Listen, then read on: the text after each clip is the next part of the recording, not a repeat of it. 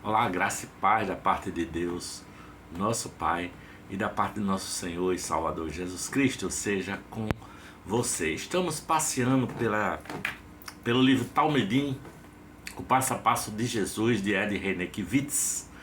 E hoje eu quero começar com uma leitura, reflexiva, intitulada Pequeno Cristo, né? Diz assim o versículo chave para essa leitura, que está em Atos capítulo 1, versículo 8. Mas receberão poder quando o Espírito Santo descer sobre vocês, e serão minhas testemunhas em Jerusalém, em toda a Judéia, Samaria e até os confins da terra. Há uma história muito interessante relatada no Evangelho de João a respeito do que significa ser testemunha de Jesus. É a história de um cego de nascença que foi curado por Jesus em um sábado. Todos os que souberam do fato ficaram intrigados com aquele milagre, porque havia uma crença arraigada entre os judeus de que alguém que nascesse cego era um amaldiçoado por Deus. Isso significava que somente Deus poderia reverter a maldição. Mas Jesus curou o cego de nascença e causou grande confusão em Jerusalém. Os mestres da lei e os fariseus foram interrogar o homem que era cego para tentar entender o que estava acontecendo. E o cego diz: tudo o que eu sei é que eu era cego e agora vejo. Eu era cego, e disse aquele que era cego, né? Tudo que eu sei é que eu era cego e agora vejo. E contou que Jesus o havia curado, não é?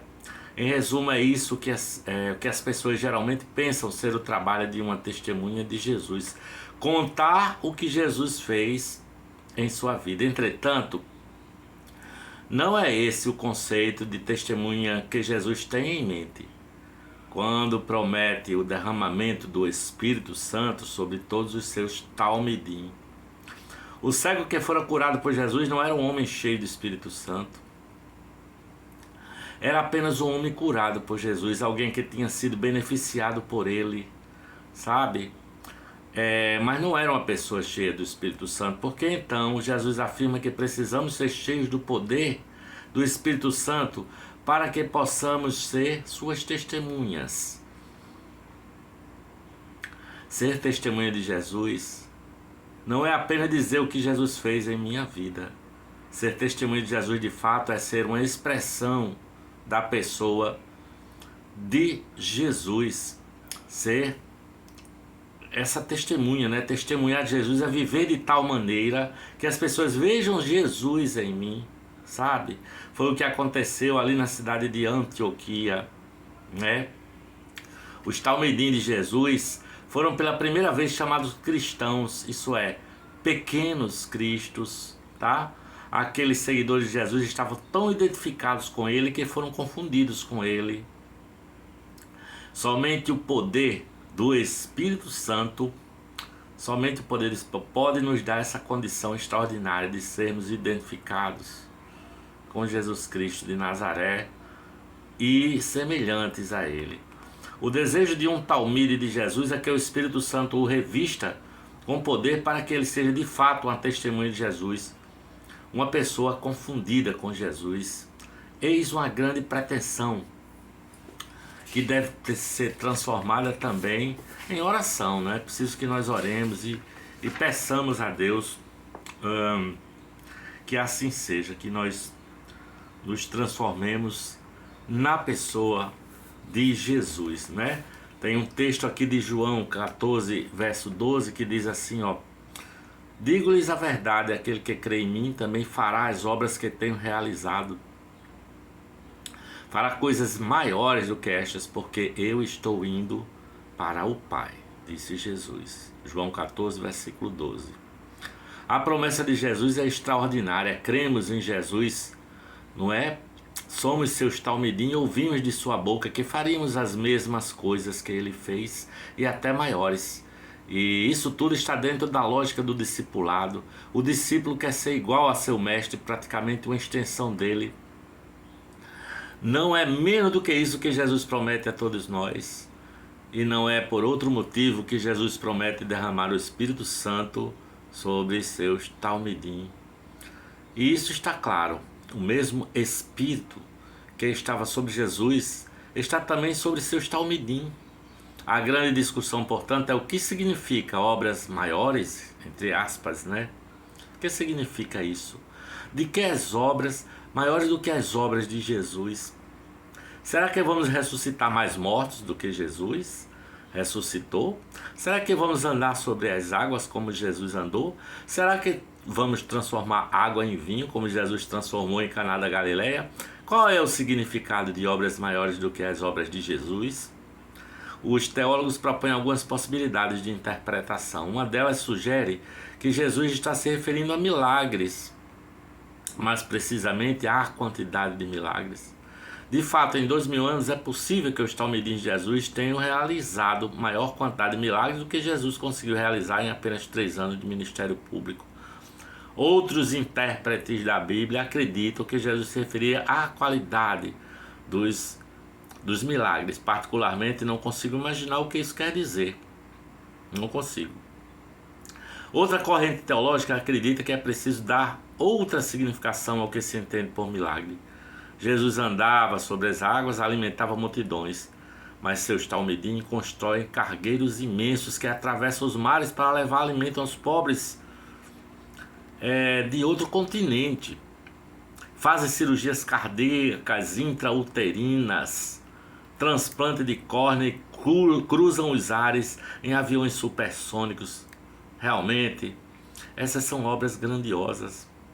Mas há aqueles, entre os quais eu me incluo, que acreditam que realizar obras maiores significa dar mais abrangência à ação e ao ministério de Jesus. Assim como Jesus revelou o nome e o propósito de Deus naquele restrito espaço geográfico de Israel para um pequeno grupo de pessoas, seus talmidim têm o privilégio de levar o evangelho para o mundo todo. Fazer obras maiores do que Jesus é estender a expressão do amor, da graça e da bondade de Deus até os confins da terra. Sabe? Mateus 5, capítulo 5, versículo 48 diz: sejam perfeitos, como perfeito é o Pai Celestial de vocês. O talmide tem a grande ambição de ser igual a seu rabino. Ele anda tão perto de seu mestre que, ao final do dia, está coberto com a poeira dos pés dele. Assim também os discípulos de Jesus andam tão perto de seu mestre que vão se tornando cada dia mais semelhantes a ele. Seguir a Jesus é conviver com essa ambiciosa esperança de ser igual a ele, fazer as obras que ele fez, talvez até maiores, e viver sob a influência e unção do Espírito Santo como ele viveu.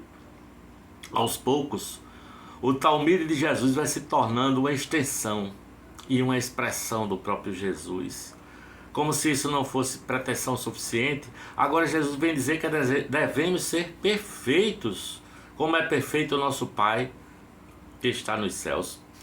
Jesus pronuncia essas palavras no seu célebre Sermão do Monte. Ele está ressignificando a lei de Moisés. Vocês ouviram o que foi dito?